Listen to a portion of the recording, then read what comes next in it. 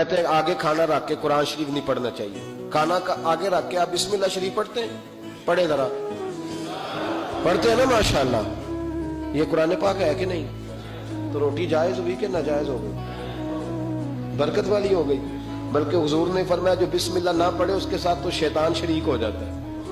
تو ہم تو بھائی ہر روٹی ختم پڑھ کے کھاتے ہیں. ایک آئے تو ہم ہر کھانے سے پہلے پڑھتے ہیں. تو آپ اس بات سے منع کر رہے ہیں. کہتے چلے جی آپ پڑھ لیں, آیتیں پڑھ لیں, پھر دعا نہ مانگے.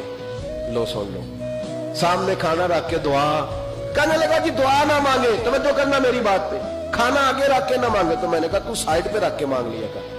کھانا دور رکھ لیا, دعا یہاں مانگ لی. ہمیں کوئی اعتراض لیکن مانگا کر, دعا مانگا کر. اب حدیث مسلم سن لیں, صحیح مسلم کی حدیث ہے. رسول کریم علیہ السلام کے صحابہ تبوک سے واپس آ رہے تھے اور وہ سینکڑوں میں نہیں ہزاروں میں تھے. کھانا ختم ہو گیا, پانی بھی ختم ہو گیا. صحابہ کرام نے مشورہ کیا آپ اس طرح کرتے ہیں, ایک ایک اونٹ ذبح کرتے, ذبح کر کے اونٹ پکانا شروع کرتے. ختم شریف کی بات عرض کر رہا ہوں کیونکہ اب ختم ہو گیا. سارے جمع ہو کے حضرت عمر کے پاس گئے, کہنے لگے حضور اس طرح کریں, ہم ایک ایک اونٹ اب ذبح کریں گے اور اسے کھائیں گے. حضرت عمر فرمانے لگے اونٹ ذبح کر لو گے تو سواری کس پہ کرو گے؟ کہ حضور پھر کیا کریں؟ فرمایا جتنا جتنا کھانا تمہارے پاس ہے نا میرے پاس لاؤ.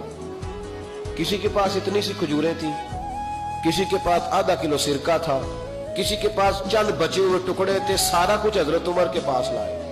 جناب عمر نے اپنی چادر میں, اپنے صافے میں سارا کچھ باندھا, سیدھے دروازہ رسول پہ پہنچ گئے. نبی کریم علیہ السلام کے آگے کھانا رکھ کے, آگے لنگر رکھ کے حضرت عمر کہنے لگے یا رسول اللہ ذرا برکت کی دعا کر دیں.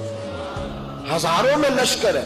یہ نظریہ ہے جناب عمر فاروق کا, یہ طریقہ ہے حضرت عمر کا. نہ اس طرح کرو, امت کو نہ لڑاؤ. میرے رسول کریم علیہ السلام کے غلام نے, حضرت عمر نے کھانا آگے رکھا تو حضور مسکرائے. گویا حضور کہنے لگے عمر تو تہہ تک ہی پہنچ گیا ہے. حضور مسکرائے اور مسکرا کے محبوب نے ہاتھ اٹھائے, دعا فرمائی. حضرت عمر کہتے ہیں جب میں اٹھا کے لے گیا تو وزن اس کا اتنا ہی تھا.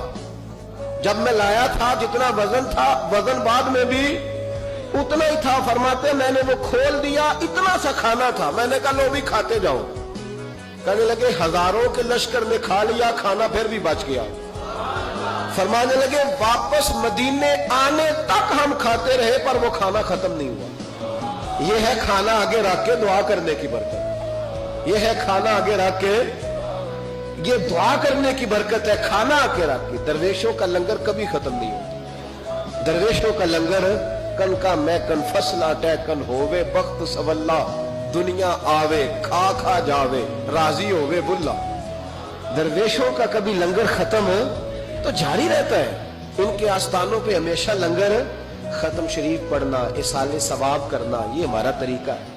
اب کہتے ہیں جی فیض کیا ہوتا ہے؟ ادھر سلیمان بن بشار رحمت اللہ علیہ فرماتے ہیں مجھے ایک عورت کہنے لگی میرے ساتھ منہ کالا کرو. فرماتے ہیں میں بھاگ گیا. میں نے کہا میں نے اپنی نظر ہمیشہ پاک رکھی ہے, میں اپنی جوانی آلودہ نہیں کر سکتا. کہتے ہیں میں دوڑا گیا, جا کے میں لیٹا. یہ مخالفین نے بھی اپنی کتابوں میں بات لکھی ہے. جا کے میں لیٹا, تھک گیا تھا دوڑ دوڑ کے. جب میں لیٹا تو مجھے خواب میں حضرت یوسف علیہ السلام سے ملاقات ہوئی. کہنے لگے اٹھ میرے سینے سے لگ, تو نے حضور کا امتی ہو کے وہ کام کیا ہے جو میں نے نبی ہو کے کیا تھا. آپ جس سے جو تعلق رکھتے ہیں نا وہ تعلق بن جاتا ہے, وہ تعلق بن جاتا ہے. یاد رکھیں مزار والے اولیاء اللہ سے, آپ حضرت یوسف مزار میں تھے نا اس وقت.